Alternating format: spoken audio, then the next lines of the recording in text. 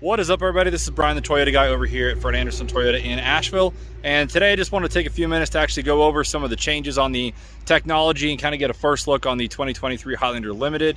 This is actually a pretty big update on all the screens and some of the features that are baked in and built into the car.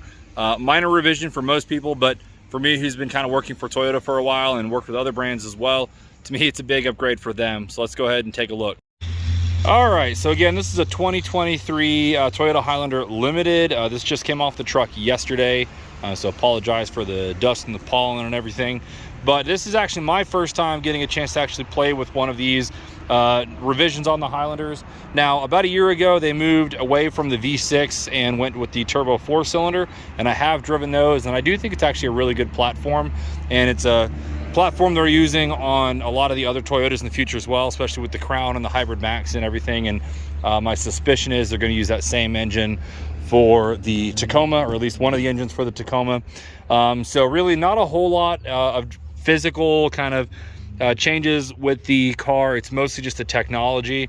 But again, I do love, this is actually, I don't know, I need to compare this, but that's a pretty good looking wood trim compared to maybe prior years. But let me jump up front and really show you what I was wanting to check out here, because I've forgotten how different this is. So this has Toyota's new Drive Connect system. This also has the 12.3-inch display, which is standard with the Limited, optional for the XLE.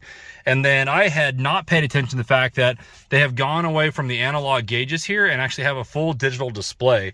So let's go ahead and fire this thing up, because I'm sweating already, and we'll watch the startup sequence.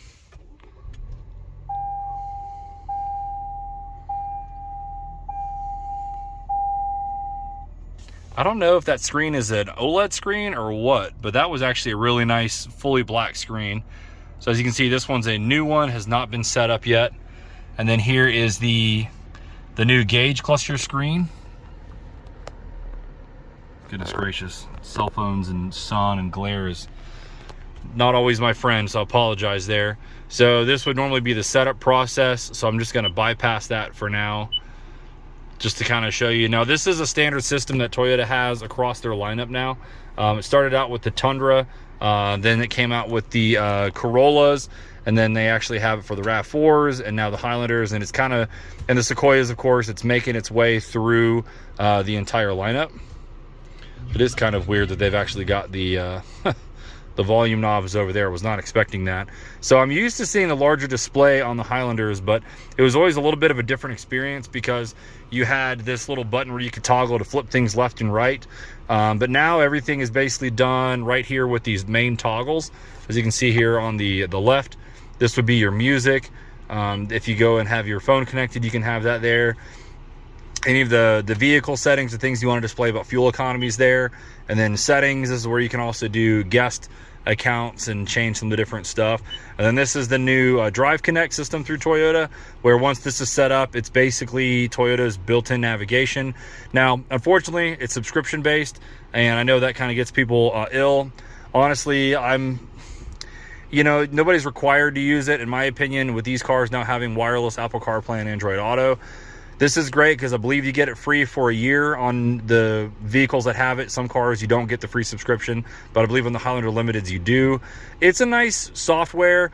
The whole idea is it's cloud-based, and you can basically use it the same way you would use your phone, where you can use voice to speak, and you can call Toyota and do all this kind of stuff, and it's supposed to have live traffic, but guess what? So does Apple CarPlay and Android Auto. So unfortunately, just my own personal opinion, I'm not a fan that they've just got a dedicated button to this, and that now, if with the old systems, when you had the physical buttons, you could hit the navigation button, and if your phone was connected, it would go right into that.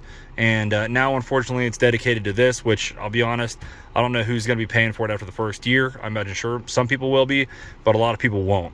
As a lot of people already don't like to pay for the connected services that does the remote start and everything. So does do the wireless, which is why I don't really feel the need to have the connected the Drive Connect system. But anywho, enough of that, because this is fairly easy to use once you get into it. I do like the new interface.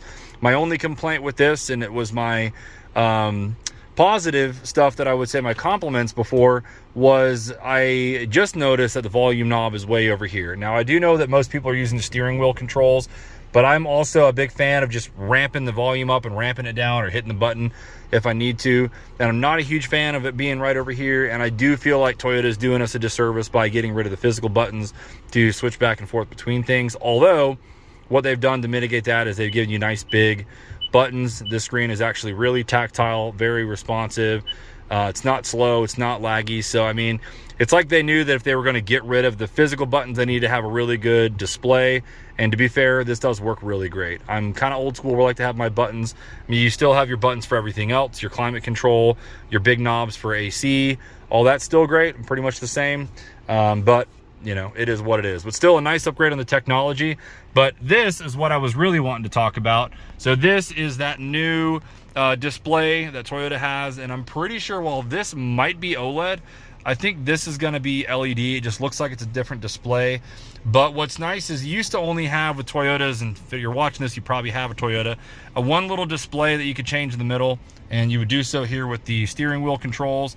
And it was pretty easy to operate. It didn't really do much at the same time. There was good information there, but now since you have this whole display, there's a lot more configurability I've noticed between all these different things.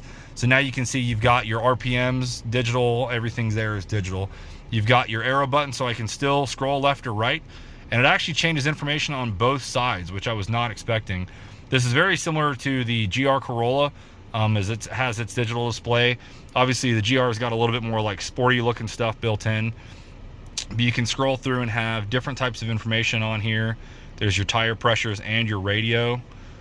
Let's see if I can go into, that's the settings, which I'm sure if you go into the settings, you could even do this with the older Toyotas, but you could go into here and even change some of your display items. Let's see, message, that would be your maintenance reminders. There's your drive, like your lane departure warning system and everything. So really sharp. The other thing that I liked is if you actually go over here to where you have your drive modes, where you have your sport, normal, eco, and then you got your mud and sand and your rock and dirt.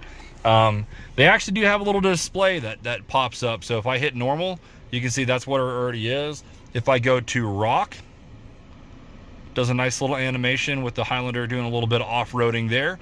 Changes the whole screen, and then it goes right back. You can see the rock and dirt is now on there. And then if I go to mud and sand, a similar thing, but with a slightly different background. We'll let that go back. So you can see right there, it turns off the stability control. So if you're going to be doing any kind of driving in the beach, that's what that does. We'll go back to normal. You can see no animation there. But if I go into eco mode, really not much of an animation, but it just kind of turns everything green, as Toyota and all brands have always done. And if I go into sport, it does the same thing, but just kind of turns everything red. If I back out, I'll show you. So now you've got that little bit of red, you know, hue on the gauges, which has always kind of been there before. But I'm really kind of impressed to see, you know, what Toyota's finally doing with this all digital display.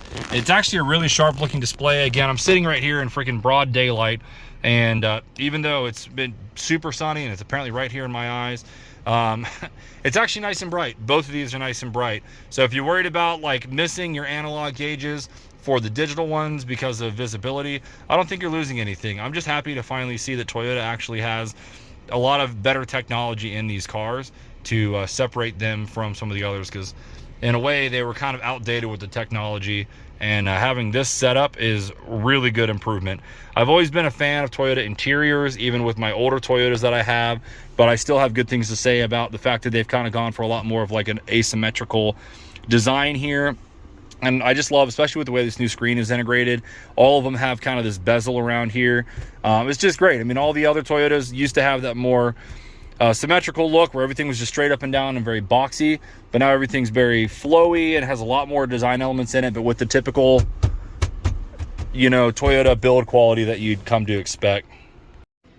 So just a quick look on some of the new changes to the technology if you hadn't had a chance to look at one of these.